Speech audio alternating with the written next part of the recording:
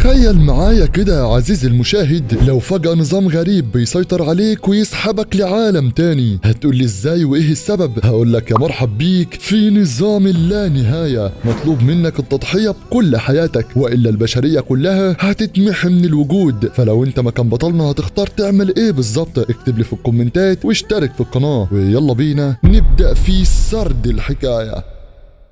في إحدى الأيام بنروح لساحة رابطة الصيادين، بنشوف المصورين اللي في المكان بيصوروا التكريم اللي بيحصل. تجمع هائل وناس كتيرة جدا. بنشوف أحد الصيادين والذي يدعى كيم بيطلع للمسرح وبيروح للقائد علشان يتم تكريمه، والقائد فعلا بيديله رخصة الصياد من الرتبة إيه. الواد في نفسه بيقول أخيرا هكون الصياد اللي أنا كنت بحلم بيه طول الوقت اللي فات. فأنا شفت أيام سودة ما يعلم بيها إلا ربنا علشان أوصل للنقطة دي. ولكن في الوقت الراهن بيقول علشان أنا استيقظت كأضعف صياد في العالم، فأنا لازم أضاعف جهدي في الدراسة علشان أقدر أعلي من قدراتي. وبسبب الدراسة والاهتمام اللي أنا عملته قدرت أعرف كل حاجة عن الوحوش والمغارات السرية. كل ده زود من قدراتي وخلاني فاهم كل حاجة حرفيا، وهو السبب اللي خلاني أكون صياد دلوقتي. ولكن الأغرب لما القائد بيبدأ يتكلم بيقول له أنت شكلك كده فهمت الوضع غلط. فالواد مستغرب كده وبيقول له هو أنت بتقول إيه بالظبط؟ فالمدير بيديله الصدمة الأكبر، بيقول له إن صاحب الرتبة إيه ما يقدرش يكون صياد من الأساس. هوبا، يعني تعبك كله راح على الفاضي يا معلم. الواد حرفيا مصدوم بكل معنى تحمله الكلمة. والقائد بيكمل وبيقول له انت مهما عرفت من علوم واي مخططات فكل ده مش بيخليك تكون مؤهل ان انت تكون صياد اصلا. فانت ما تقدرش تهزم الوحوش ولا تعدي المغارات، انت مالكش اي لازمة يا كيم.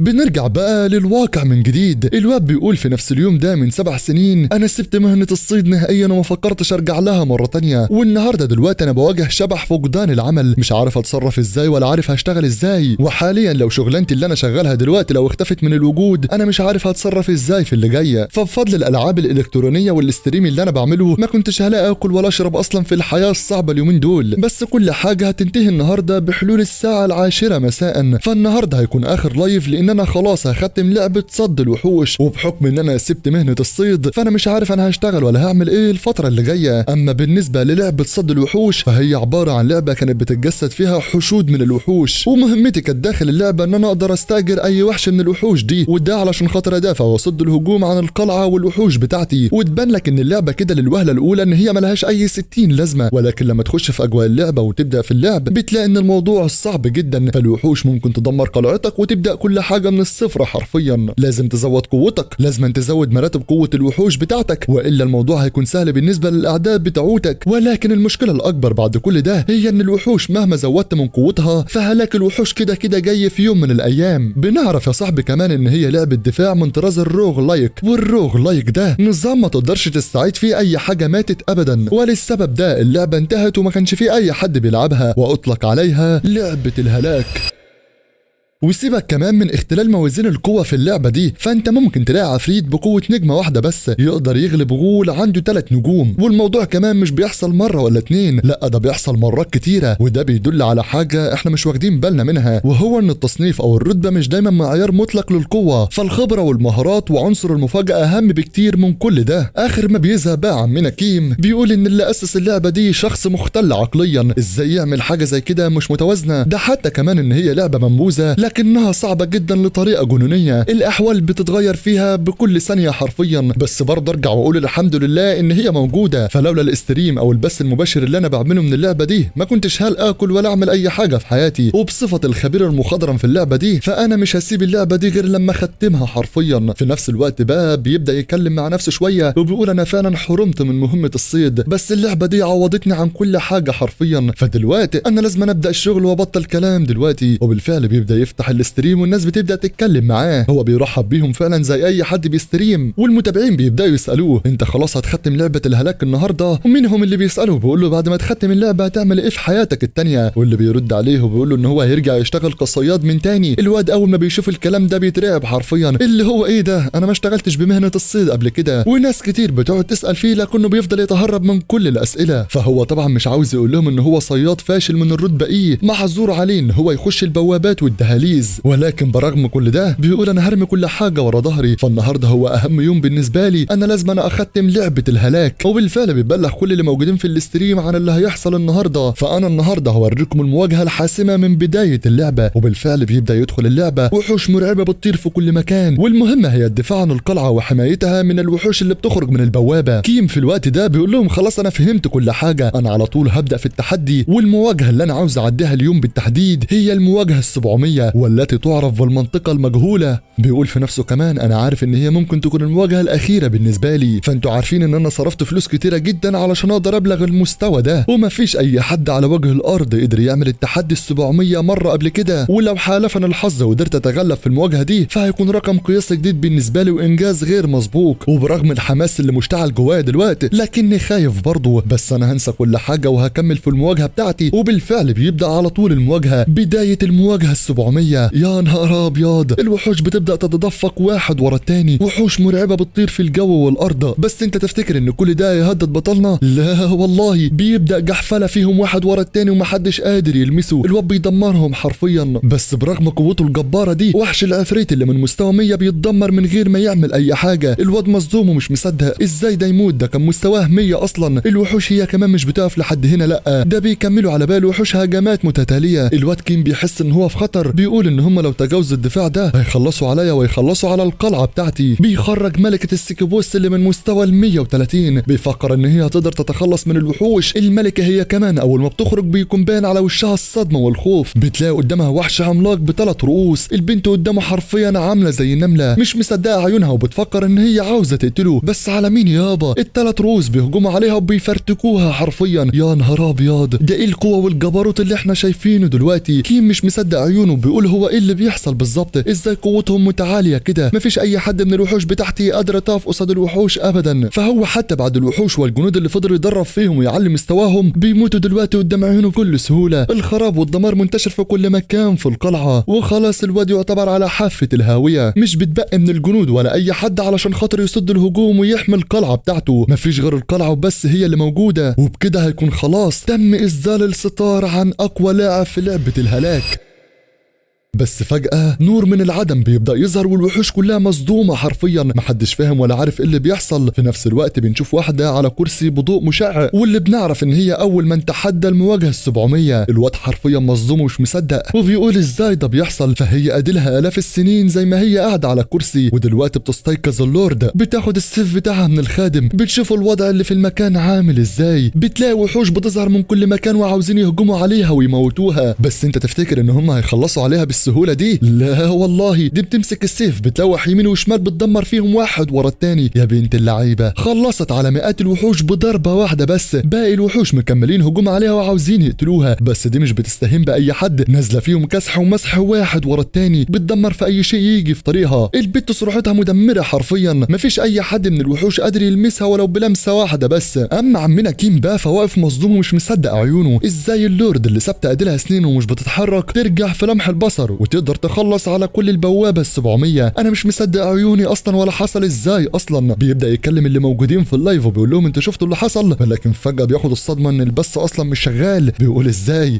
ده حصل اصلا والجهاز كمان مش عاوز يشتغل. ولكنه بياخد باله ان فيه مشاهد خفي بس واحد هو اللي موجود، والاغرب كمان ان هو بيقول له شكرا لانه بفضلك ايقظت مولاتي من سباتها العميق. الواد بياخد الصدمه اكتر من الاول، بيقول مشاهد واحد؟ ده انا كمان ما شفتوش يكتب ولا كلمه من 5 سنين فاتوا، ازاي طيب ده بيحصل؟ بيقول له كمان ان خلاص جه الوقت علشان نبدا بدايه جديده. فكين بيقول له ايه ده بالظبط؟ ده شكله كده بيستهزأ بالكلام بتاعي. ولكن ده بيكمل كلامه بيقول له انا عاوزك كمان تكون قائد كويس في الايام اللي جايه. وعلى طول بعد ما بيقول الكلمتين دول بيخرج من اللايف بتاعه. في نفس اللحظه بقى اللايف بيرجع يشتغل من جديد. الناس اللي موجوده بتقول له ايه ده، هو انت خلصت؟ اما عمنا كيم فهو مش فاهم ازاي ما حدش شاف اي حاجه من اللي حصلت، فبيقول لهم برضه على كل حال فهو ده كان البث الاخير، النهارده اخر لايف. وفجاه من العدم بوابه زرقاء بتبدا تخرج قدامه، نظام غريب بيظهر قدامه ومكتوب فيه لان صد الوحوش بالوحوش هو النهج القويم فقد اكتمل الامر. فكيم وهو واقع على الارض بيقول مهاره جديده، ده بيدل على حاجه واحده بس وهي اعاده الاستيقاظ. بيبدا يفتكر كلام القائد لما قال له ان الرتبه ايه ملهاش اي 30 لازمه، مش هتقدر تخليك صياد. بيفتكر كمان كلام الدكتور اللي كان بيكشف عليه علشان يعرف رتبته، وده لما قال له انه في بعض الحالات الاستثنائيه بيجي لها الاستيقاظ المؤخر. المباشر، ودول بعض الناس اللي بيقولوا مهارات وقوة خزعبلية حرفيا. بيدرك بقى في الوقت ده ان هو استيقظ، يعني قوته هتكون من عالم اخر. بس برضه خلاص جه الوقت بتاعي، جه الوقت علشان اشتغل بمهنة الصياد. انا هسيب اللايف والستريم نهائيا، انا لازم انزل بنفس الارض الواقع واكون الصياد الاقوى على مر العصور. وبالفعل بيبلغ كل من في اللايف ان عصر كيم الصياد الاقوى على الاطلاق سيبدأ الان.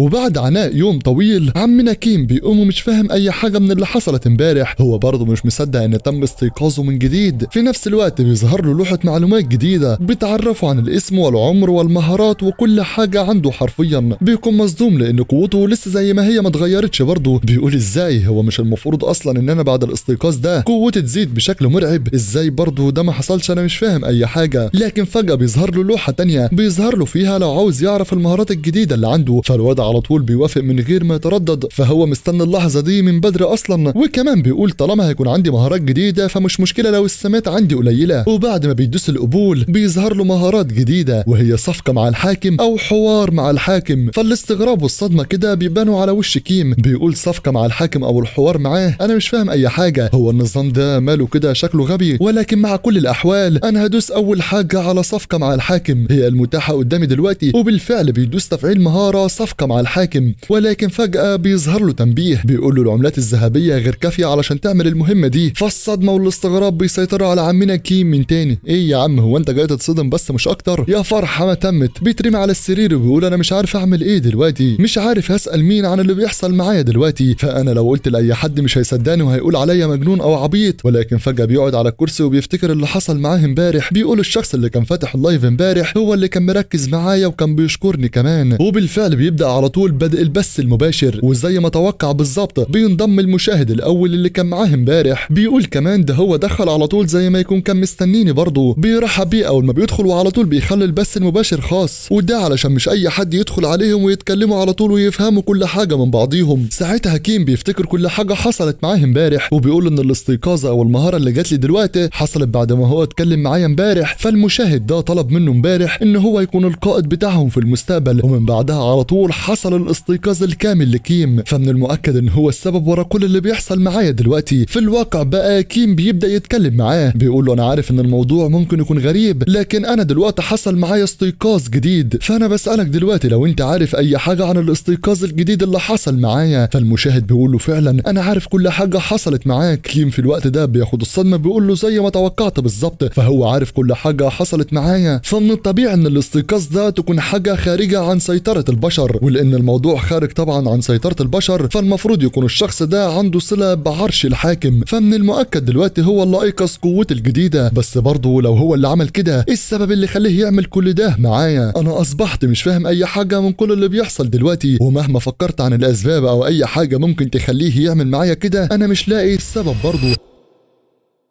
في نفس الوقت المشاهد بيدخل لتفكير كيم بيقول له ان الحاكم قد تم اختيارك انت، فانت اللاعب الوحيد اللي قدر يخلي الحاكم يتحرك من مكانه. كيم مستغرب ومش مصدق الكلام اللي بيسمعه. بيقول ايعقل ان كل ده حصل لما اللورد اتحركت من على الكرسي؟ يعني كل اللي بيحصل معايا دلوقتي ده له علاقه بلعبه الهلاك اللي انا كنت بلعبها امبارح بالليل؟ اوبا انت ايه اللي بيحصل معاك بالظبط يا عمنا؟ ساعتها المشاهد بيبدا يتكلم معاه بيقول له انا عارف ان الموضوع دلوقتي ممكن يكون بالنسبه لك غريب، لكنك هتفهم وهتعرف كل حاجة مع الوقت، وبالمهارات اللي عندك كمان هتقدر تتكلم مع الحاكم بشكل مستمر وتفهم كل حاجة. فعمنا كيم بيقول له انا فاهم كل حاجة بس انا دلوقتي مش عارف استخدم المهارات، فانا كل ما اجي استخدمها فيه شروط موجودة مش عارف اعديها. فالحاكم بيقول له بالفعل فانت قبل ما تستخدم مهارة الحوار مع الحاكم لازما الاول تعدي شوية وقت علشان خاطر تقدر تستخدمها. فكيم بيقول له طيب بالنسبة للمهارات التانية فانا لما جيت استخدمها اتضح لي ان انا لازما يكون معايا بعض من العملات الذهبية علشان اقدر استخدمها. فالحاكم بيجي له ايرور كده لبعض الوقت بيقول له عملات ذهبيه، وبيبدا يفتح كتاب بيطلع منه شعاع ذهبي وبيقول له الظاهر كده ان في خطا واحنا مش واخدين بالنا، بس كلها شويه وقت وهتلاقي العملات الذهبيه اتضافت عندك في النظام، وبوجود العملات معاك هتقدر تستخدم المهارات اللي بتظهر قدامك، ومع الوقت زي ما انا ما قلت لك هتفهم كل حاجه بالتفصيل يا كيم. مش عاوزك تستعجل ولا تعمل اي حاجه. وساعتها بيسيبه وبيخرج من البث المباشر كله.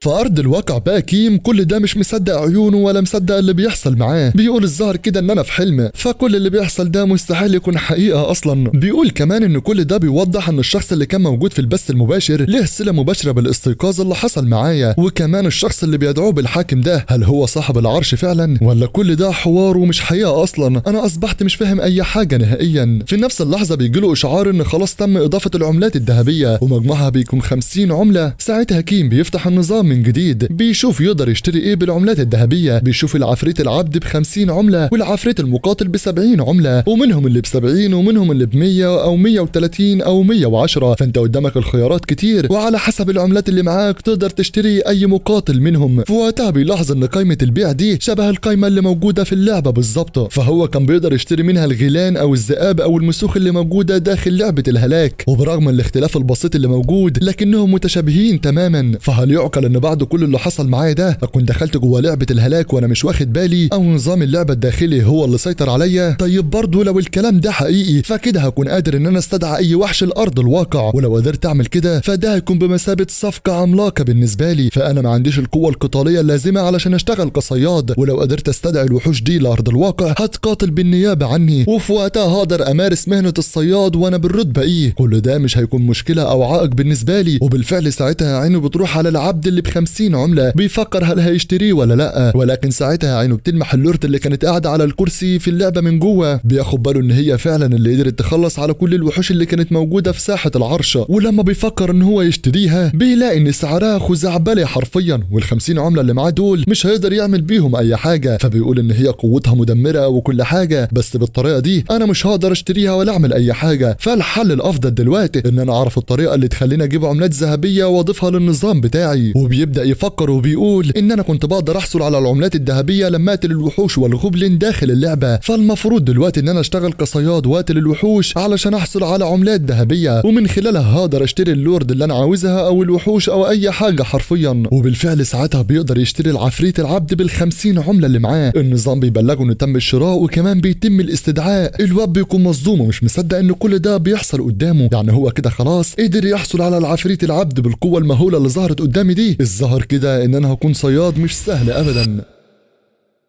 وبعد مرور شوية وقت بنشوف عمنا كيم بيروح لنقابة المغامرين، بيروح يسجل اسمه من جديد والرتبة بتاعته. بيبلغ كمان المستضيفة اللي هناك ان هو من الرتبة ايه، وكمان هيشتغل لوحده. يعني من الاخر عمنا كيم هيكون لاعب منفرد وهيخلص المهمات بتاعته كلها لوحده هو والوحوش اللي معاه من غير ما حد ما يعرف. فساعتها المستضيفة بتقول له هي دي ليك اول مرة فعلا في استجابة الطلبات. فكيم بيأكد لها فعلا على الكلام، فبتعرف ان دلوقتي في 4 طلبات تقريبا، وبتعرض عليه لو عاوز يروح اي مهمة منهم. فكيم على طول بيوافق، بيشوف المهمة اللي هتكون مناسبة بالنسبة له، وساعتها بالفعل بيختار مهمة يروح فيها لوحده. فالمستضيفة ساعتها بتقول له ان المنطقة دي مش هيكون فيها تدخلات عسكرية لو اي حاجة حصلت معاه، فانت لازم تكون متأكد من القرار اللي هتاخده. فكيم بيقول لها بالفعل انا متأكد من كل حاجة. وبرغم ان هي بتديله المهمة فعلا لكنها بتكون مستغربة لان صياد من الرتبة ايه هيكون ضعيف جدا بالنسبة للمنطقة دي. وغير كده وكمان فهو صمم ان هو يكون لوحده في المهمة، لكنها طبعا بتكبر دماغها، بتقول له حط صباعك على البصمة ويلا اتكل على الله. وبالفعل كيم مش بيكذب خبر وبيتحرك على طول لأول مهمة جديدة بالنسبة له. وبنعرف يا صاحبي بعد كده تفاصيل المهمة، وهي القضاء على الغيلان في الجبل خلف القرية. ساعتها كيم بيكون مكمل مشي وبيدور على المكان بالظبط. الواد زهق من كتر المشي ومش عارف هيعمل ايه ولا هيتصرف ازاي، ولكن ساعتها فجأة راجل عجوز بيظهر قدامه بيقول له اخيرا جيت، انا مش مصدق ان في اي حد من الصيادين جه لحد هنا. وكيم مش مصدق نفسه بيقول له على ايه يا راجل، ده واجب علينا ان احنا نيجي ونساعدكم. فالراجل بيقول له لا لا، ده الموضوع اكبر من كده، ده مفيش اي حد من الصيادين راضي يجي يساعدنا، وبرغم ان الوحوش مسيطرة على المكان ومش عارفين نطلع الجبل لكنهم برضه مش عاوزين يجوا يساعدونا برضه. بس اللي انا مستغرب منه دلوقتي هو انت ازاي جاي لوحدك في المهمة دي؟ انا خايف عليك لا يحصل لك اي حاجة من الغيلان دي يا عم كيم. فكيم بيقول له ما تقلقش، انا هخلص لك على كل الغيلان وترجع تمارس حياتك الطبيعية من تاني. فالراجل بيشكره فعلا وبيقول له يلا روح ربنا معاك. كيم بقى بيكمل ماشي زي ما هو في الغابة، وبيقول بعد كلام العجوز الخطير عن الغيلان دي انا بقيت خايف لا يحصل اي حاجة فعلا معايا، بس انا برضه لازم اكمل المهمة دي علشان خاطر احصل على عملات ذهبية واطور من قوتي. واول ما بيوصل للغابة بيشوف مجموعة من الغيلان الخضرة واقفين يشربوا مية ويتشمسوا ويلعبوا مع بعضيهم. ده ايه الجمال والروقان دول يا عم انت وهو؟ فالواد بيكون مستغرب ومصدوم زيه بالظبط، بيقول ازاي مجموعة من الغيلان وبيعملوا كده اصلا، ده ناقص ياخدوا تان كمان تحت الشمس. في الوقت ده بيبدأ يستدعي النظام من جديد، بيخرج كرة وبيمسكها من ايده، بيبدأ يستعدوا ببوم ضربة قوية جدا باتجاه الغيلان، لكن فاكر ان هي هتعمل معاهم حاجة. لا والله، ده لو اخويا الصغير كان خلص عليهم في لمحة عين. الواد بيكون مصدوم ان قوته ضعيفة للدرجة دي، اما الغيلان بيقولوا هجوم؟ انت قد اللي انت عملته ده، احنا هنخلص عليك وهنعلمك الادب دلوقتي. بيتعصبوا اكتر والواد مش عارف هيتصرف ازاي ولا هيعمل ايه، وبيقول في نفسه خلاص كده الوضع دلوقتي هيخرج عن السيطرة، فما فيش اي حل قدامي دلوقتي غير ان انا اقتل الوحوش دي واللي يحصل.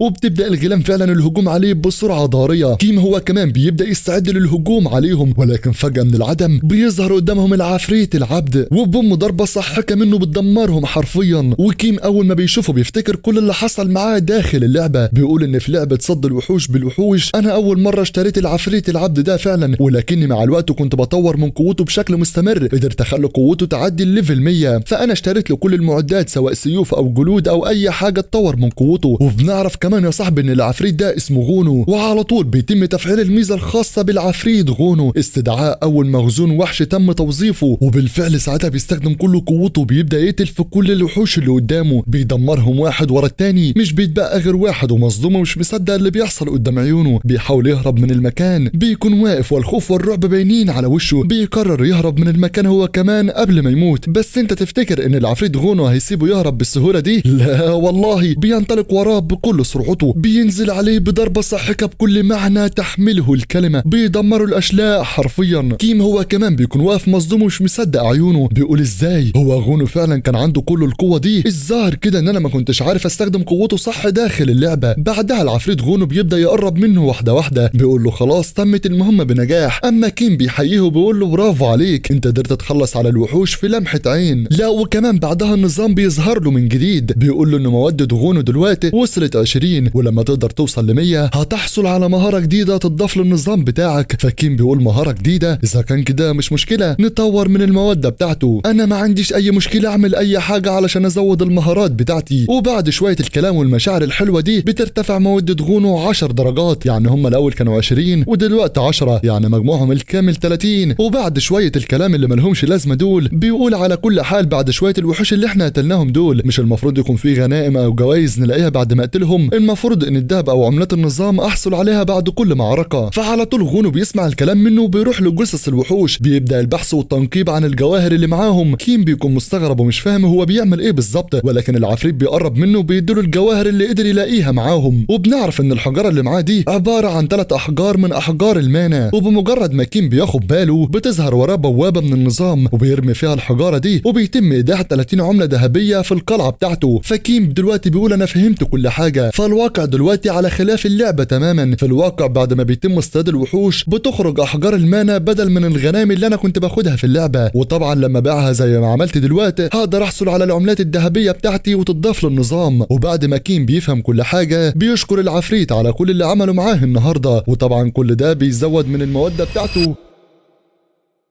ومش بيعدي وقت كتير والاتنين بيبداوا يحسوا بشعور غريب، بيحسوا ان في حاجه موجوده في الغابه، لا وكمان الخطر ده بيقرب منهم واحده واحده. فايه اللي بيحصل بالظبط؟ هو لسه في وحوش موجوده في الغابه واحنا ما نعرفش؟ كيم هو كمان بيقول ان ده مش عفريت، لا دي الظاهر ان هي حاجه اضخم بكتير وبتقرب منهم واحده واحده ورا التانيه. فجاه وحش عملاق بيظهر قدام عيونهم، الواد كيم مش مصدق قدامه. فجاه بيلاقي وحش عملاق ده قالع شجره من الغابه وماسكها حاططها على كتفه كمان، بيعرفنا ان هو كمان مش وحش عادي، فهو اصلا من الرتبه بي، فازاي يكون موجود في مهمه من الرتبه ايه؟ كيم هو كمان بيبدا يحلل الموقف وبيبص على جسم الوحش، بيقول الظاهر كده ان هو كان في قتال من قريب، فهو عنده جروح وخدوش ظاهره جدا، الظاهر كده ان القتال ده كان من قريب. والمصيبه الاكبر دلوقتي كمان ان مفيش غير 3 دقايق على عوده غونو للقلعه من جديد، ولو ما قدرناش نخلص عليه فدي بكل تاكيد هتكون نهايتي. اما العفريت غونو مش بيضيع وقت اكتر من كده، بيبدا يتحرك اتجاه الغول اللي واقف قدامه. كيم بيحاول يوقفه علشان خاطر ما يروحش يموت هو كمان، ولكن غونو بيبص له كده بنظره كلها ثقه، اللي هو من الاخر كده سيبني انا عارف انا بعمل ايه كويس. فكيم بيفهم وبيقول له خلاص توكل على الله، انا عاوزك تدشمله حرفيا. وبالفعل غونو بيبدا عليه هجوم بكل قوته، بيدشمل فيه واحده ورا الثانيه والغول مش قادر يلمسه، بيحاول يهجم عليه لكنه برضه بيتفادى الهجوم. غونو بيطير لفوق وبيحاول يهجم عليه بالضربه القاضيه، وبالفعل اول ما بينزل عليه عينك ما تشوف الا النور، الغول اللي عامل زي الجحش ده بيقع على الارض ومش قادر يتحرك. وكيم وانا حرفيا مصدومين ومش مصدقين عيوننا. عيوننا، فحته العفريت الصغير اللي ملهوش اي 30 لازمه ده بيقدر يخلص على غول عملاق. كيم طبعا بيشكره على المواجهه العظيمه اللي قدر يعملها دي، وقبل ما يدخل البوابه علشان فاضل 5 ثواني على العوده من تاني بيديله حجر المانا اللي قدر يلاقيه مع الغول، وبالفعل هو بياخد الحجر من هنا والعفريت بيختفي، وبنعرف ان هو علشان خاطر يستدعيه لازم يعدي 24 ساعه كاملين، وفي نفس اللحظه كمان بتظهر له البوابه علشان خاطر يرمي فيها حجر المانا. بيرمي الحجر فعلا وبيتم ايداع 100 عمله ذهبيه من داخل قلعه الحاكم، والمجموع الحالي دلوقتي للذهب مع كيم هو 130 عمله، وبسبب ان هو قدر يقتل غول من الرتبه بيه فهو كده هيحصل على مكافاه اضافيه. الواد بيستغرب كده وبيقول مكافاه اضافيه، على كل حال ماشي. وبنعرف ان قلعه الحاكم ادت له تذكره سحب مميزه. بيعرفنا كيم ان تذكره السحب دي كانت بتخليه يقدر يحصل على الادوات النادره في لعبه صد الوحوش بالوحوش، ومع انها بطاقه نادره ومميزه لكن سمعتها كانت سيئه بين اللاعبين كلهم. وبالفعل ساعتها بيبدا يستخدم البطاقه دي وبيظهر له صندوق غريب من العدم، بيقول بقى هي دي التذكره سيئه السمعه، وعلى كل حال فاي حاجه تجيلي منها دلوقتي انا المستفاد. ووقت ما هو بيستعد علشان يتم السحب فجاه بيسمع صوت حد بيقرب منه واحده واحده، والظاهر كده ان هو حد بشري. بيلاقي مجموعه من المغامرين بيهربوا ناحيتهم وبيصرخوا باعلى صوت، بيلاحظوا ان اثار الغول موجوده في المكان. بيقولوا هو ايه اللي حصل بالظبط، فبيلاقوا انه كيم واقف قدامهم بكل عظمته. واحده منهم بتقرب بتقول بقى هو ده الشخص اللي قدر يقتله. وبنعرف ان المجموعه دي تابعه لنقابه فونغ بايك، وهي دي قائده الفريق الثاني من الرتبه ايه. فكيم بيقول الظاهر كده ان النقابه دي هي اللي كانت بتطارد الغول من البدايه. الظاهر كده ان الدنيا بدات تتقلب ضدي، وقبل ما يكمل تفكير مع نفسه بيلاقيهم بيقربوا منه اكتر واكتر. القائده بتقول له احنا من نقابه فونغ بايك، والغول ده احنا كنا بنطارده لان هو كان نادر الوجود. انا عاوزك دلوقتي تعرفني هو انت اللي قتلت الوحش ده ولا ايه اللي حصل بالظبط. كيم في نفسه بيقول صح كان بجد، هم هيصدقوني فعلا لو قلت لهم ان انا اللي قتلت الوحش بتاعهم؟ يا ترى انا هخرج ازاي من المصيبه اللي انا وقعت فيها نفسي دي؟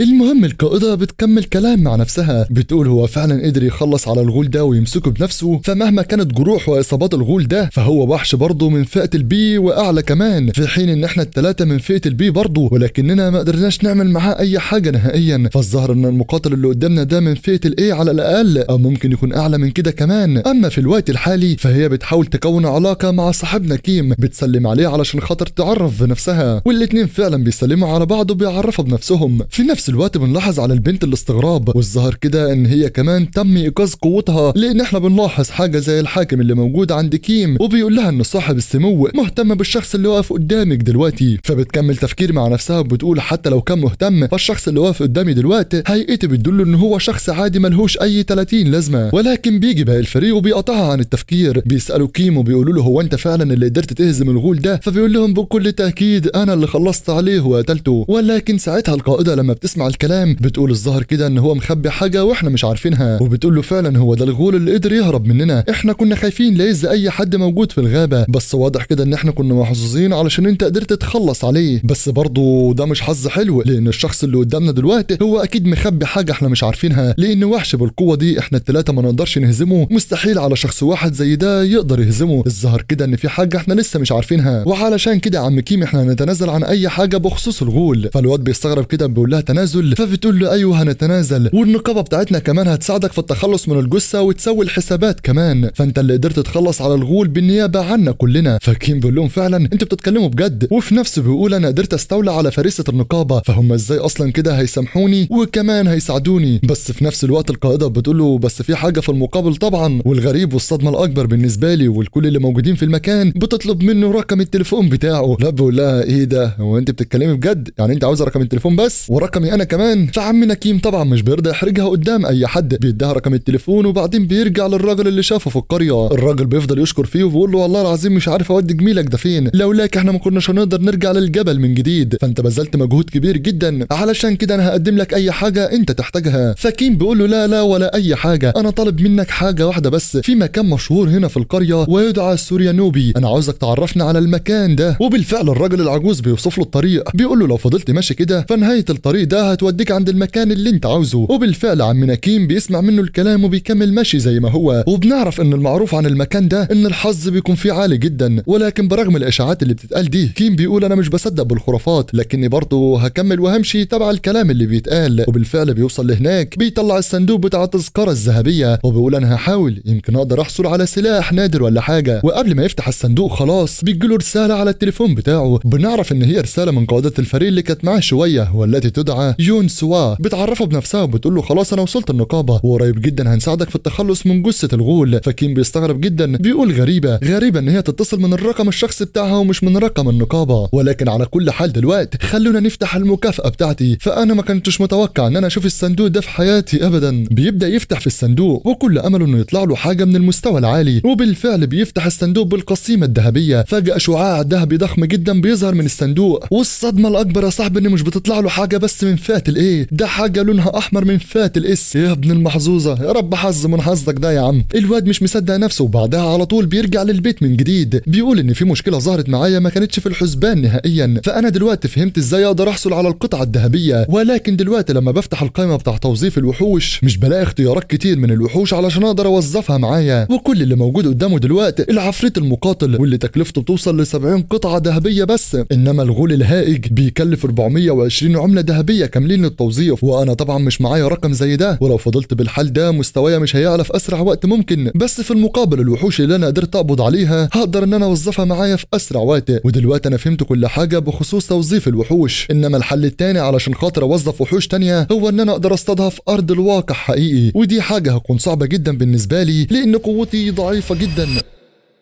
بعدها بنشوف ان اكتمال استخدام قسيمة السحب المميز خلاص تم، وبنعرف ان هي نظارة البيهلودرا، وهي نظارة تم تطويرها من احد الكهنة، فبصره كان ضعيف فقدر يصنع النظارة دي واللي قدرت تخليه يشوف اي حاجة حرفيا. وعمنا كيم لو قدر يستخدم النظارة صح فهو يحصل على عين الحكيم. ده كمان النظارة اللي معاه دي عنصر من فئة الفريد، وهو عنصر عالي جدا محدش قدر يحصل عليه قبل كده في الحياة. وبنعرف كمان يا صاحبي ان هو ما حصلش على النظارة بس، ده قدر يحصل على درع وخاتم والكأس المقدس. يا ابن اللعيبة، كل دي جوائز قدرت تحصل عليها من اول قسيمه ذهبيه. انا مش عارف ايه الحظ ده كله. الظاهر كده بعد كلامي ده انا اللي هحسدك يا عم كيم والله. بعدها بيلبس النضاره فعلا، بيبدا يستخدمها وبيحاول يشوف ايه اللي هيحصل معاه. فجاه الواد بيحس بشعور غريب جدا وبتظهر قدامه قائمه الحاله واللي بيعرف منها القدرات والقوه اللي عنده والمهارات. فهو كده خلاص قدر يحصل على 3 مهارات، والقدرات زادت عنده بشكل ملحوظ. واهم قدره والفريده من نوعها هي نضاره عين الحكيم، واللي بتخليه يقدر يشوف قدرات الاهداف ومهارات اللي قدامه. ولكن في المقابل هو ما يقدرش يستخدم المهارة دي غير مرتين بس في اليوم، ومش على اي حد كمان، دي بالاخص على فئة السي بس مش اكتر. فالواد اول ما بيشوف القايمة اللي قدامه بيكون مبهور، فقدراته ومهاراته ارتفعت ل5 نقاط، وبيقول انا مش مصدق نفسي، لا ما كنتش متوقع ان قطعة فريدة واحدة بس ترفع من قوتي ومهاراتي بالطريقة دي. في نفس الوقت بقى عمنا كيم بيكون فرحان جدا لان مهارة عين الحكيم ده هو كان بيدور عليها من زمن بعيد، فهي تساعده يعرف مهارات وقوة العدو اللي قدامه، ومن خلال كده هيقدر يعرف اذا كان هيهزم الوحش اللي قدامه او العدو او لا. وده طبعا يا صاحبي هيسهل عليه صيد الوحوش او صيد الكائنات اللي قدامه. بعد ما بيلعن الضربة بيبدا يفكر مع نفسه، بيقول هو ليه تم اختياري انا علشان يتم ايقاظ قوتي؟ انا مش فاهم ليه السبب برضه لحد دلوقتي. لكن فجأة بيظهر قدامه قائمة حمراء مكتوب فيها استعد للدفاع، الموجة على وشك ان تبدا الان. الواد مصدوم ومش فاهم اي حاجة بتحصل قدامه، وكل اللي بيظهر قدامه دلوقتي تحذيرات في كل مكان، مش فاهم وبيحاول يدرك الموقف اللي قدامه قبل ما الدنيا تبوظ. فجأة لوحة كبيرة جدا بتظهر قدام عيونه وبيقول ان دي لعبة صد الوحوش، بيعرف من خلالها ان بعد 10 دقايق هتبدأ المواجهة رقم 701 من الوحوش. استعد للدفاع يا كيم. الواد مصدوم وعيونه مبرقة وبيقول استعد للدفاع. هم لو كانوا قصدهم بالوحوش فهم كده يقصدوا فعلا صد الوحوش. فجأة وحوش وتنانين عملاقة جدا بتظهر قدامه، والظاهر كده ان لعبة الهلاك عاوزة الواد يخلص على كل الوحوش دلوقتي. بيحاول يدور على اي طريقة للرفض لكن بدون اي فائدة ترجى، وفي حالة الفشل للدفاع عن القلعة فكل الاعداء والوحوش اللي ظهروا قدامه دول هيحتلوا القلعة بتاعته بالكامل، وفي وقتها تختفي كل القدرات والمهارات اللي عنده، هيتدمر العالم الحالي بالكامل. يا دي النيلة السوداء يا كيم، يعني علشان خاطر تطور مهاراتك وقوتك وتدخل نظام جديد تدمر العالم الحالي؟ انا لو شفتك اموتك يلا.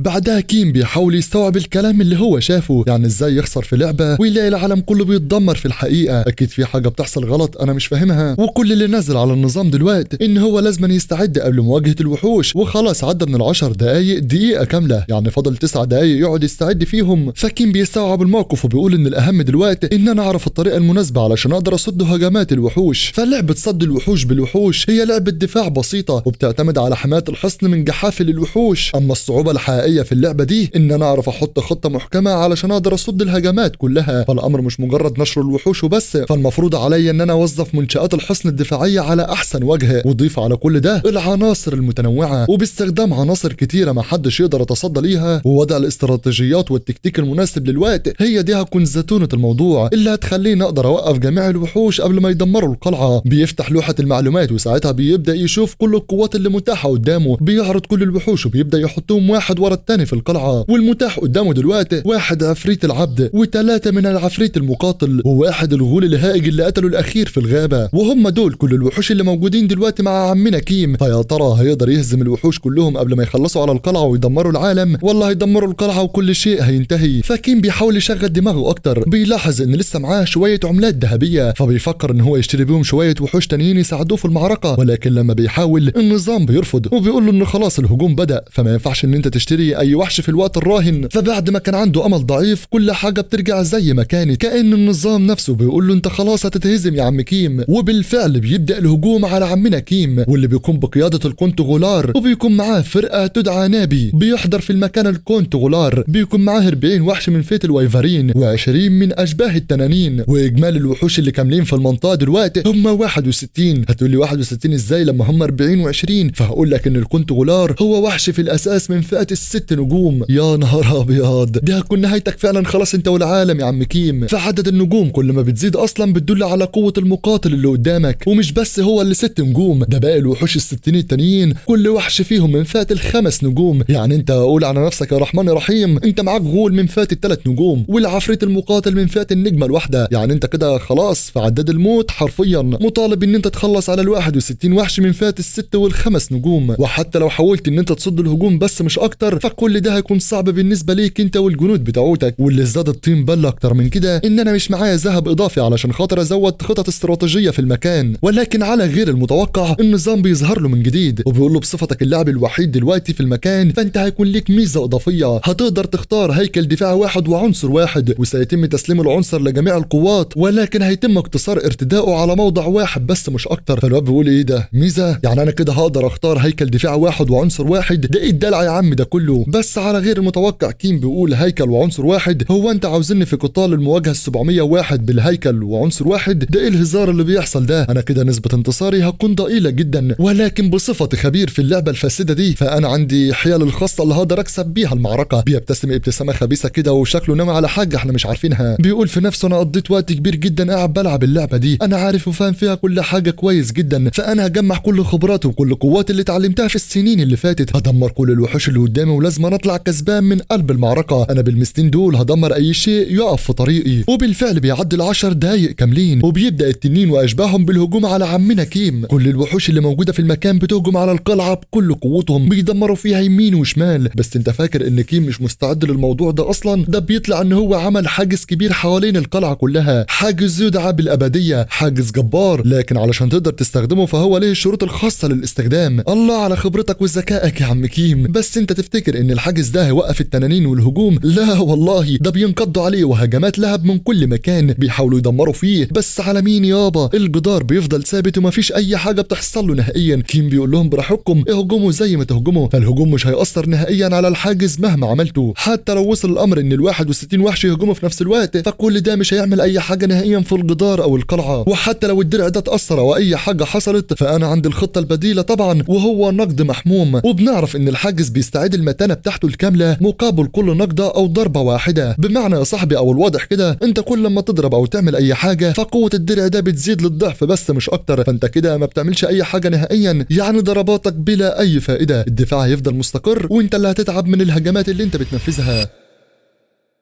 اما دلوقتي فكيم مطالب ان هو يخلص على كل الوحوش، او بالاصح يلاقي الخطه المناسبه علشان يدمرهم كلهم بضربه واحده. ساعتها بقى بتجيله فكره، بيبدا يستخدم عنصر يدعى ملعقه هاكان، وده عنصر من فئه الايه، والعنصر اللي هو المعلقه اللي ملهوش اي 30 لازمه المفروض يا صاحبي بيقدر يسبب ضرر كبير جدا للتنانين اللي طايره في السماء. انا مش فاهم ازاي والله، يعني حته معلقه تسبب ضرر للتنانين؟ عشت وشفت يا جدع. بتفضل العفاريت تهجم على كل التنانين اللي موجوده في المكان، وكيم بيقولوا ان العفاريت لو فضلت تهجم بالطريقه دي فمصير مصير التنانين كلهم الموت لا محالة. كلها 60 ساعة لازم استمر في الهجوم والدفاع في نفس الوقت، ولو قدرت محافظ على الهجوم والدفاع فخلال ال60 ساعة هكون دمرت كل شيء في المكان وهطلع انا الكسبان والم الغنايم واكون حافظت على العالم البشري كمان. الله على تفكيرك وذكائك يا عم كيم. وبالفعل كيم بيبدا يرمم الحاجز بالكامل، بيحاول يرجع اي حاجة تتضرر لوضعها الطبيعي، فهو مش عاوز يسقط قبل ال60 ساعة وكل شيء ينتهي. بتفضل الهجمات مستمرة يمين في شمال على القلعة وعلى كيم، لكن الواد بيكون صامد بيقدر يسد كل الضربات، وفي نفس الوقت بيكمل هجوم بالعفاريت الصغيرة بالمعالق كمان. بس الاغرب دلوقتي انه لما بيحاول يشرب شوية مية ما بيقدرش يتحرك من مكانه، بيفهم ان النظام بيجبره ان هو يفضل واقف مكانه 60 ساعة، يعني الواد مش هيقدر يشرب ولا يتحرك غير لما يخلص المعركة دي نهائيا. التنانين طبعا بيستغلوا الموضوع ده وبيبداوا هجوم شرس اكتر من الاول، بيحاولوا تدمير في كل شيء، لكن الواد بيبتسم ابتسامة خبيثة كده بيقول لهم ايوه هو ده الحماس اللي انا كنت بدور عليه من زمان. فبرغم ان انا عارف ان الوقت كبير جدا اللي هو 60 ساعة، لكني هفضل مستمر، ودلوقتي خلاص عدى 3 ساعات، يعني فاضل 57 ساعة بس واكون انتصرت وكسبت المعركة. انا هفضل مستمر وهنشوف مين اللي هيضحك وهيفوز في نهاية اليوم. المهم بقى بيفضل كيم مستمر في الهجوم بشكل مستمر، بيعدي 12 ساعة كاملين من ال60 ساعة، ولكن بيكون باين على الواد التعب بشكل مرهق جدا، فهو مش قادر يقف على رجليه اكتر من كده. ولكن برغم التعب فهو بيقول انا لازم افضل مستمر في الهجوم، حتما ولا بد بالهجمات دي انا هخلص عليهم وهوقعهم واحد ورا التاني. بس قول لي ازاي، قول لي ازاي يا كيم هتقدر تفضل واقف على رجليك ال 48 ساعة اللي باقيين؟ ده انت يا دوبك خلصت على 2 بس من الوحوش، يعني فاضل لك 59 وحشة. بس برغم كل ده برضه فالواد بيفضل يشجع في نفسه اكتر من كده، بيقول انا هفضل مستمر لحد ما اخلص عليهم واحد ورا التاني. بيتبقى 56 وحشة وبيفضل مكمل هجمات بشكل مستمر ورا بعضيهم، بيتحامل على نفسه وبيقتل في الوحوش واحد ورا التاني بكل قوته، وبالفعل بيفضل مكمل الهجمات دي لحد ما بيتبقى 2 بس من ال61. ولكن فجأة وعلى غير المتوقع النظام بيبدأ يخرج له رسالة تحذير بشكل مستمر، وقائد السرب وتنين عملاق بيهجموا بضربة مدمرة حرفيا، بيوجهوا ضربة قوية جدا للحصنة. ساعتها بيظهر إشعار تاني بيقول له انه كده خلاص قوة الحاجز بالكامل نفذت، يعني كده الحاجز اتدمر بالكامل. كيم واقف مصدوم ومش مصدق بيقول يا للمصيبة، انا هي لحظة واحدة بس اللي عينيا غفلت فيها، ودلوقتي لو ما قدرتش اصلح كل اللي حصل فكل شيء هيتدمر وكل التعب اللي انا تعبته هيروح على الارض. غونو ساعتها بياخد المطرقة بتاعته وبيطلع يجري بكل سرعته باتجاه التنين. كيم بيفضل ينادي عليه بس ده مكمل، بيحاول يهجم على التنين بس انت بتعمل ايه يا معلم؟ التنين بيفتح بقه بوم ضربة قوية جدا، بس على غير المتوقع واللي صدمنا كلنا انه غونو هو اللي قدر يدمر التنين بالكامل. محدش مصدق عيونه حرفيا، وبكده كيم بيكون خلص كل الوحوش في ال61 ساعة. الواد عيونه مبرقة ومصدوم ومش مصدق عيونه اصلا، ازاي هو قدر يخلص عليهم بالضربة الواحدة دي؟ بس على كل حال انا مبسوط ان انا قدرت اخلص على ال61 وحشة. ساعتها الواد بيقع على الارض ومغمى عليه، شوف اديله كام ساعة واقف على رجليه ومش عارف يتحرك. بتعرض له المكافآت اللي قدر يحصل عليها بعد المعركة، وبتقول له كمان ان انت كنت قوي جدا في المعركة يا كيم، وقدر يحصل على غرض عظام الوايفرين بنسبة 20 وحصل على 5 من قلب التنين. فكيم بيقول هي دي مش المفروض غنائم الوحوش؟ طيب هي بتستخدم في ايه برضه؟ انا مش فاهم لحد دلوقتي. الظاهر كده ان ليها استخدام خاص بس انا ما اعرفش. اما دلوقتي فاضل 3 شروط لفك قفل مهارة الحوار مع الحاكم، والشروط المكتملة حاليا صد موجة الوحوش خلاص مكتملة، واللعب الاكتر من 50 ساعة برضه مكتملة، وعند اتمام الشرط الثالث القادم سيتم فك قفل الحوار مع الحاكم. بس بيرجع يسأل نفسه سؤال، هي ليه شروط كتيرة لفك القفل ده؟ ولكن برضه ما فيش اي مشكلة، فانا خلاص قدرت افك شرطين وفي اقرب وقت ممكن هقدر استخدم المهارة دي. ساعتها النظام بيكافئه بيقول له بيتم التحقق من المكافأة الأخيرة. الواد في نفسه بيقول مكافأة أخيرة؟ هو ايه اللي بيحصل بالظبط؟ فجأة شعاع غريب بيظهر من لوحة النظام، ولكن بيقطع كل ده مكالمات من القائدة يون سوا. كيم ساعتها بيفتكر ان هو كان المفروض يروح لنقابة فون غبايك، وبالفعل بيبدأ يتحرك على طول، وبنروح لهناك وبنشوف قائد النقابة والبنت واقفين بتعرفوا على كل حاجة، وان كيم المفروض من الرتبة ايه، فازاي هو قادر يصطاد غول بالقوة دي؟ فانا متأكدة ان هو محتال، هو اكيد عمل كل ده واخد الصيد ده من اي حد تاني، فهو مستحيل بقوته الايدي يقدر يخلص على غول من الرتبة بيه. ساعتها بنعرف ان الشخص اللي واقف ده هو نائب رئيس نقابة فون غبايك والذي يدعى هيوك، وبنعرف كمان ان هو من الرتبة اس. بعد ما بيسمع كلام القائدة ده بيقول لها فعلا عندك حق، انا مقتنع بكلامك. بيقول لها كمان ان استيقاظ القوة حاجة مش منتشرة بين الناس، فالقائدة بتقول له بس هو برضه ما كانش باين عليه الكذب لما كان بيقول لنا على كل حاجة.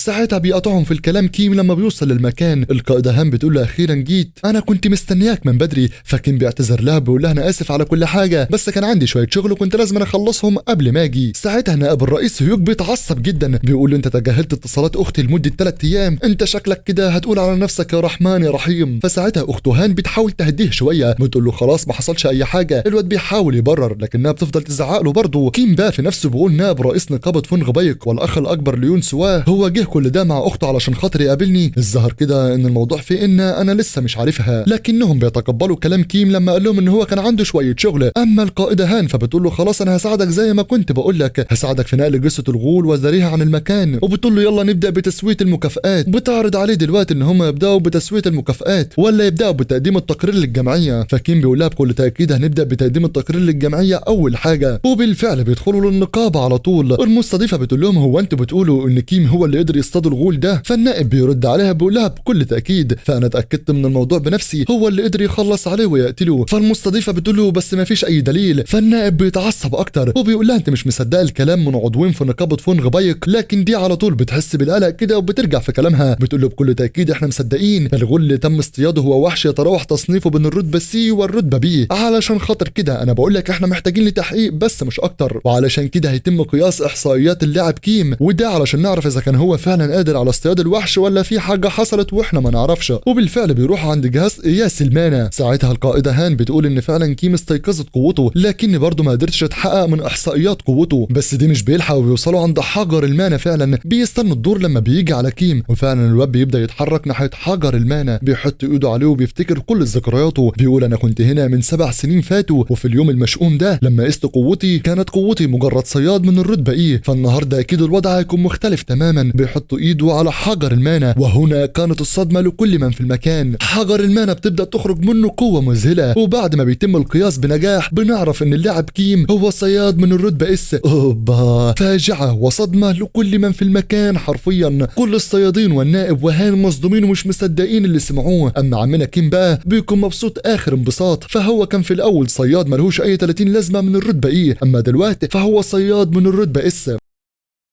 وبعد كيم ما بيخلص قياس الطاقة بتاعته الكل بيكون مصدوم ومش مصدقين عيونهم، ازاي صياد مبتدئ من كام يوم ويوصل دلوقتي للرتبة اس. والصدمة مش على المغامرين اللي في المكان وبس، ده حتى كيم هو كمان مستغرب، بيقول انا ما كنتش متخيل ان الموضوع هيكون بالسهولة دي. وبنعرف ان السبب في كل ده هي المكافأة اللي قدر يحصل عليها بعد المواجهة 701، فهو قدر يحصل على مهارة طيف الحاكم، ودي مهارة قوية جدا بتفتح ليه ان هو يستخدم قوة اي وحش من اللي هزمهم المرة اللي فاتت خلال نص ساعة. ولو استنزف ال 30 دقيقة بالكامل لازم يقضي يوم من غير ما يستخدم مهارة طيف الحاكم. فالواد أول ما بيعرف كل المعلومات دي عيونه بتلمع، وبيقول ده بيدل على حاجة واحدة بس، يعني كده هقدر استخدم قوة أي وحش أنا واجهته قبل كده. وأول واحد بيجي في باله هو الكونت غولار، وده اللي قدر يهزمه في البوابة 701. وبالفعل ساعتها بتظهر نافذة الحالة بيعرف منها قد إيه قوته زادت، واللي حرفيا قوته بتتبدل 180 درجة، قوة مهولة حرفيا. وعلى طول بيبدأ يستخدم القوة دي، وزي ما شفنا فهو وصل للنقابة وبدأ يقيس قوته. المهم بقى بنرجع للواقع من جديد، وكيم في وقتها بيتكلم مع نفسه بيقول انا حظي عالي جدا، فما حدش يتخيل ان انا احصل على مهارة زي كده قبل ما اقيس القوة بتاعتي. وبالرغم ان هي بتقعد 30 دقيقة بس في اليوم، لكن دلوقتي انا عندي قوة من الرتبة اس طول فترة تفعيلها. اما في عيون الناس اللي ما يعرفوش اي حاجة عن الموضوع اللي حصل معايا فهكون قدامهم زي صياد مبتدئ جديد من الرتبة اس الظهر فجأة. ساعتها نائب النقابة هونغ واخته هون الاتنين بيكونوا مصدومين جدا من مقدار القوة اللي ظهرت مرة واحدة في المكان. حتى هون بتتكلم مع اخوها بتقول له اديك شايف ادي هو كمان حصل على الرتبة اس اول ما استيقظ زي حالاتي يعني، علشان بعد كده ما تتريقش عليا. بعدها بتتكلم مع كيم وبتشكره، بتقول له انا اسفه على كل اللي حصل بسبب الغول في الغابة. فكيم بيقول لها مفيش شكر على واجب، اهم حاجة بس كل اللي حصل ده يثبت ان انا اللي قتلت الغول، ودلوقتي عرفيني لو في اي اجراءات تاني لازم اعملها قبل ما امشي من النقابة. فبيظهر واحد في المكان وبيقول له لا كل حاجة كده خلاص خلصت، وانا بعدين هتواصل معاك علشان اعرفك كل حاجة. عمنا كيم بيقول له خلاص شكرا، وبعدين بيلتف لهونغ وهون بيشكرهم هما الاثنين، وبيقول لهم انا مش عارف من غيركم كنت هعمل ايه بالظبط، فبسبب ان انتم موجودين قدرت اخلص كل حاجه النهارده، اما دلوقتي فانا بستاذن علشان خاطر عندي شويه شغل لازم انا اروح اخلصهم. فهون خلاص بتقول له تمام قشطه، بس قبل ما يمشي من المكان بيلاقي نائب الرئيس بينادي عليه بيقول له انا عاوزك علشان نقعد مع بعضينا نشرب قهوه، انا بعرض عليك العرض ده بصفتي نائب رئيس نقابه فون غبايك. اما كل الصيادين اللي في المكان اول ما بيسمعوا بيسمعوا كده بيكونوا مصدومين حرفيا من الكلام. فده يعتبر عرض اساسي من نائب الرئيس علشان يضموا الصياد سن معاهم للفريق. فده على غير المتوقع بيرد عليه بيقول له القهوه مش ضروريه يعني، ولو في اي حاجه بتخص شؤون نقابه فونغ بايك فانا على طول هتواصل مع السيده يون مباشره. وعلى طول بيسيبهم يمشي من المكان كله. اما فونغ بيكون واقف مصدوم ومستغرب من الكلام اللي سمعه. بيقول هو الراجل ده ماله بالظبط؟ انا حاسس ان في حاجه مش مظبوطه في الموضوع.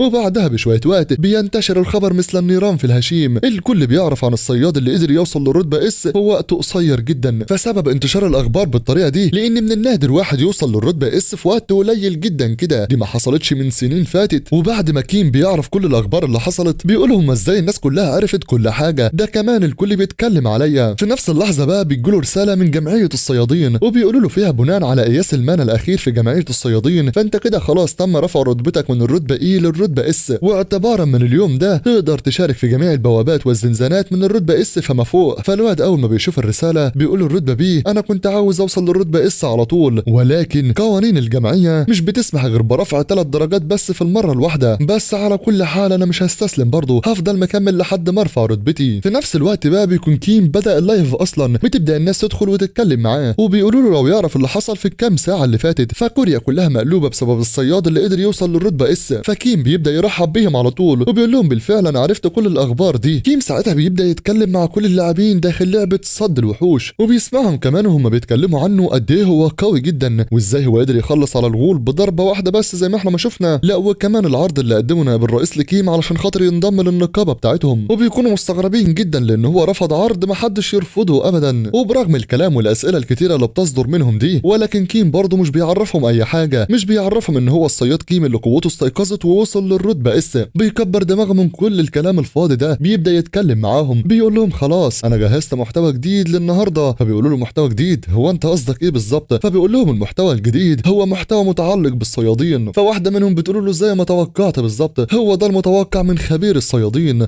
بس انت كده هتكون عاوز ايه بالظبط؟ فده بيقول لهم بسيطه جدا، هحتاج منكم كم ترشيح لزنزانات علشان خاطر اخش عليهم ادمرهم واخلصهم. فواحد من اللي موجودين بيقول له هو انت بتتكلم جد؟ هو انت هتخش الزنزانه تخلص عليها وانت فاتح البث المباشر؟ هو انت مش عارف ان ده ممنوع قانونيا اصلا؟ وده لان قانون الصيادين بيتضمن مسؤوليه الحفاظ على السريه، فالبث المباشر او التصوير مخالفه صريحه لقانون الصيادين. فكيم طبعا بيقول لهم انا عارف كل الكلام اللي انتوا بتقولوه ده، وبدل ما اصور او افتح بث مباشر انا هعمل حاجه حلوه، انا هخلص على الزنزانه وادمرها حرفيا، وبعد كده هثبت كل ده بشهاده الاتمام، وطبعا هحكوا كل حاجه زي ما حصلت ولكن في حدود المسموح بيه بس مش اكتر. فالعيال طبعا بيفرحوا جدا وبيقولوا الظاهر كده ان المحتوى الجديد هيكون مسلي وحلو. وبالفعل كل المشاهدين اللي في البث المباشر بيبداوا يقترحوا عليه الزنزانات. واحد بيقول لهم في زنزانه تدعى اليست عش التنين الجنوني وهي بكل تاكيد هتكون الانسب علشان خاطر تخش وتدمرها. بس ده قبل ما يخلص كلامه بيلاقي واحده بتتبرع ب50,000 ون، وده علشان كيم يسمع كلامها هو، وبتقول له تروح لمكان يدعى مطعم العملاق، فهو بكل تاكيد هيكون افضل من الزنزانه اللي فاتت. بس دي برضه مش بتلحق تكمل كلام وبتلاقي ان في حد اتبرع ب1,000,000 عمله ون، وبيطلع ان اللي اتبرع ده هو الشخص الاصلع اللي كان واقف من شويه، وبيقول له انا عاوزك تروح لغابه العناكب، عاوزك توصل لهناك وتقطع رجل واحده لملكه العناكب. فالعيال بقى اول ما بيشوفوا ال1,000,000 اللي تم التبرع بيهم دول بيستغربوا جدا ومصدومين، بيقولوا انت ازاي تعمل كده؟ وبعدين انت جبت الفلوس منين؟ فعمنا كيم بيكون متوتر وبيحاول يهدي الدنيا شويه، بس فجاه بيلاقي اللي بيتبرع له ب10 ملايين مره واحده، وبيطلع ان هو ده المشاهد رقم 1. ايوه هو نفسه المشاهد اللي عمل معاه كل حاجه من بدايه الموضوع. الواد بيكون مصدوم جدا وبيقول 10 ملايين، ومش هو كمان المصدوم، ده كل المشاهدين وانا معاهم كمان مصدوم. يا رب حظ من ده يا رب.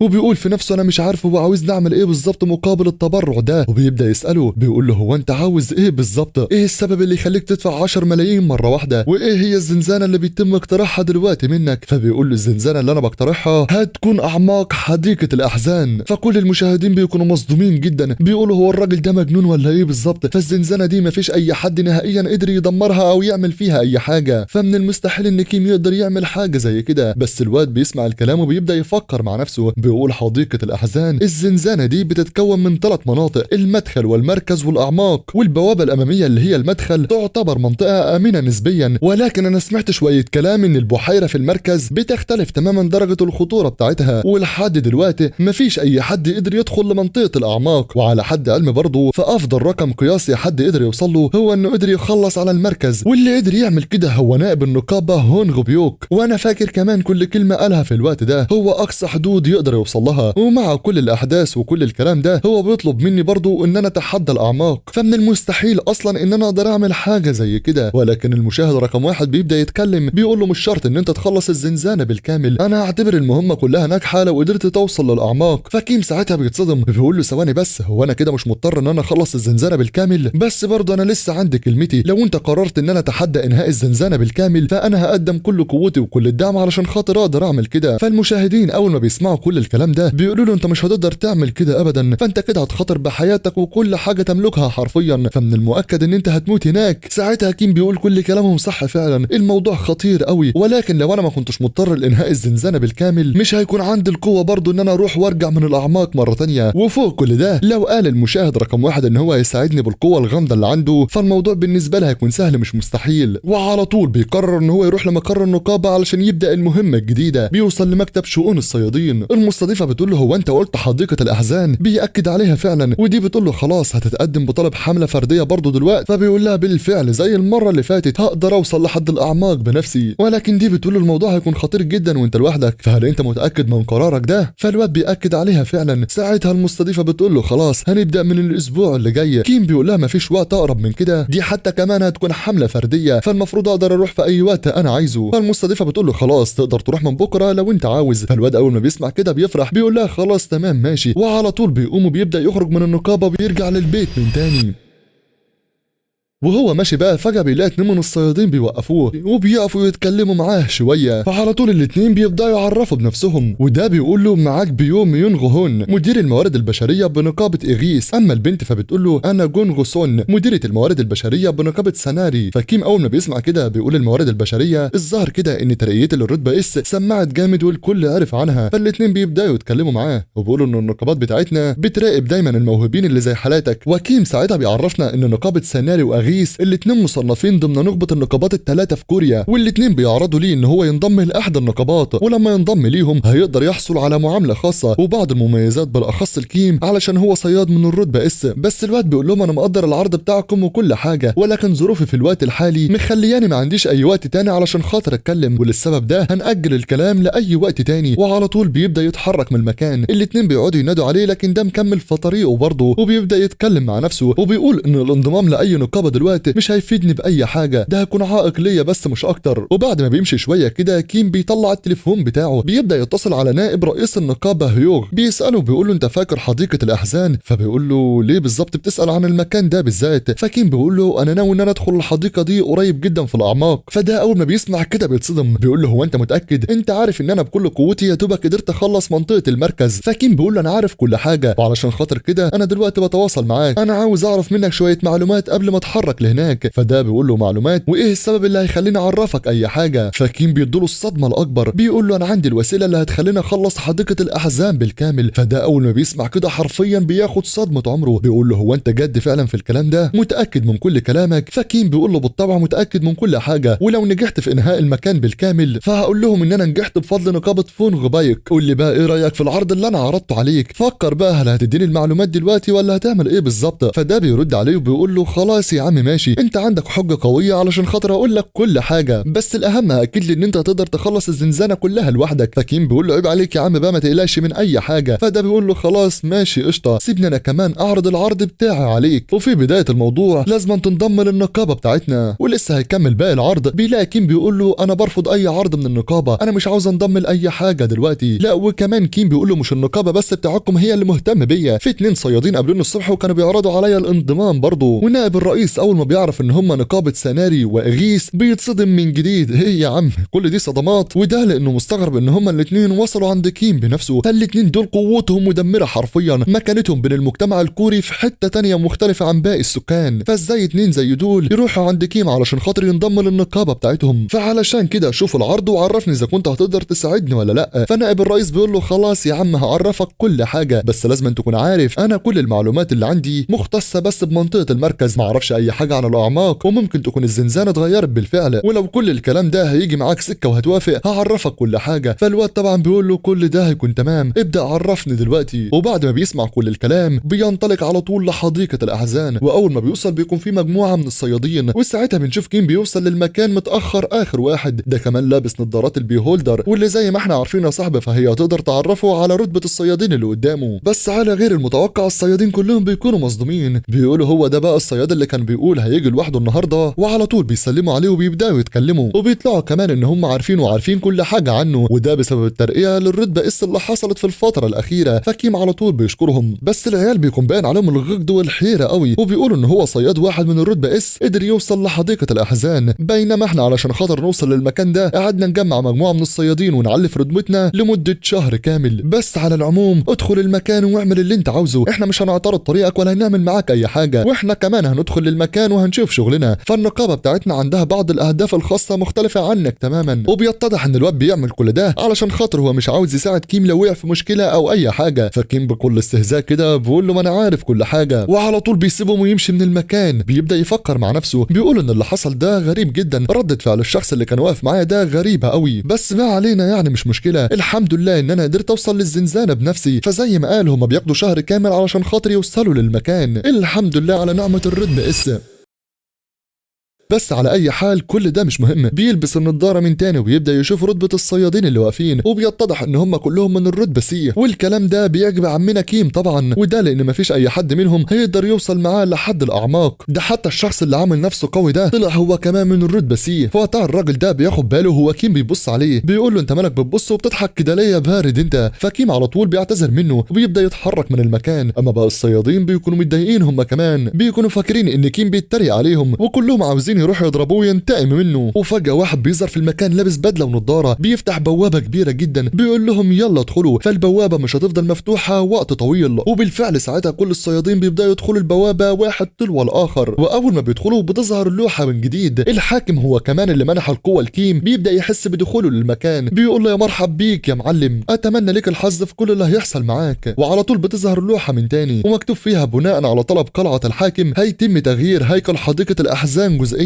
في الوقت ده كل الصيادين وكيم بيدخلوا لحديقة الأحزان، بيبدأوا يستكشفوا المكان. واحد منهم بيقول إن في حاجة غريبة جدا، هو إيه اللي بيحصل بالظبط؟ فالعيال بيلاحظوا إن المكان اللي هم دخلوه ده مش البوابة الأمامية بتاعة الحديقة، وبيعرفوا كده لما بيلاحظوا إن في بحيرة موجودة عند البوابة، وبيستغربوا جدا، بيقولوا من إمتى وهي البوابة الأمامية في عندها بحيرة بالشكل ده؟ والبنت اللي معاهم بتقول بالفعل، فالبوابة الأمامية اللي أنا شفتها قبل كده شكلها كان متغير تماما. حتى كيم هو كمان بيكون مستغرب شوية، وبيبدأ يفتكر كلام نائب الرئيس، وده لما قال له إن البوابة الأمامية سهلة جدا وهتقدر تخلصها بصيد وحوش بغاما لايت. بس على عكس الكلام بتاعه الوضع مختلف تماما، وصف البوابة اللي هو قاله مختلف كليا عن اللي احنا شايفينه قدامنا دلوقتي. والظاهر كده ان البوابة اتغيرت، وفي الوقت ده بتظهر لوحة معلومات بترحب بكل اللي دخلوا الحديقة، بتقول لهم مرحب بيكم في حديقة الأحزان، ودلوقتي هنعرفكم تفاصيل المهمة. وعلى طول الكل بتظهر قدامهم لوحة فيها المعلومات. العيال بيكونوا مصدومين وبيقولوا ثواني بس، هي دي منطقة البحيرة فعلا؟ وعلى طول بتظهر لهم المهمة وبتقول لهم تم ذبح العديد من وحوش بغاما لايت، وطبعا كل الوحوش انتهت ومش قادرة تتحرك، والمطلوب منكم لازم تحموا الوحوش كلها لحد ما يجي الليل. وفي نجاح المهمة دي الجميع هيتمكن من تجاوز البحيرة ودخول لمنطقة الأعماق، وفي حالة الفشل